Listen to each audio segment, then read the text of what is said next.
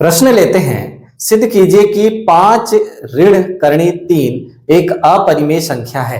तो चलिए इसे हम हल करते हैं। यहां पर देखिए, माना 5 ऋण करणी 3 एक परिमेय संख्या है, एक परिमेय संख्या है। ये हमने इसको मान लिया, विपरीत मान लिया। जो सिद्ध करना है हमें उसके विपरीत मान लिया कि 5 ऋण करणी 3 एक परिमेय संख्या है। जब ये परिमेय संख्या है तो 5 ऋण करणी 3 को हम क्या लिख सकते हैं, P बटे Q के रूप में लिख सकते हैं, और जिसे काटने पर सरलतम रूप में A बटे B के रूप में लिख सकते हैं। जहां A एवं B क्या है, काट के हमने एकदम सरल कर लिया है उसे। जहां A एवं B सह अभाज्य पूर्णांक है। क्या है? सह अभाज्य पूर्णांक है। ये क्या है? पूर्णांक है।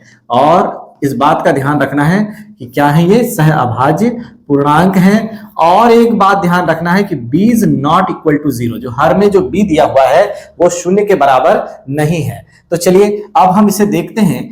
जब हम पक्षांतर करते हैं तो 5 ऋण a बटे b इस तरफ आएगा और करणी 3 दाईं तरफ चले जाता है। तो यहां पर हमें प्राप्त होता है समीकरण नंबर 1। ये आंकड़े हमारे लिए चौंकाने वाले हैं कि हमने इसे क्या माना है, 5 ऋण करणी 3 को परिमेय संख्या माना है, जबकि यहां पर दायां पक्ष में क्या प्राप्त हो रहा है, करणी 3 प्राप्त हो रहा है। हम जानते हैं कि करणी 3 एक क्या है, अपरिमेय संख्या है। तो क्योंकि दायां पक्ष में करणी 3 एक अपरिमेय संख्या है, एक अपरिमेय संख्या है, एवं बायां पक्ष में क्या है, 5 A B क्या है, पूर्णांक है। 5 A B ये तीनों क्या है, पूर्णांक हैं। अर्थात पूर्णांकों का अंतर्भाग ये सब क्या होता है, 5 ऋण A बटे B परिमेय है। 5 ऋण A बटे B क्या है, परिमेय है। ये तो गलत हो गया। देखिए, दायां पक्ष अपरिमेय हो गया और बायां पक्ष परिमेय हो गया। अतः हमारा माना गया तथ्य असत्य है।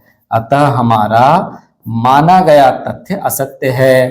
तो सत्य क्या है? जब हमारा माना गया तथ्य असत्य है तो फिर सत्य क्या होगा, उसके विपरीत होगा। हमने क्या माना था, 5 ऋण करणी 3 एक परिमेय संख्या है माना था, तो क्या हो जाएगा, 5 ऋण करणी, अतः 5 ऋण करणी 3 एक अपरिमेय संख्या है, अपरिमेय संख्या है।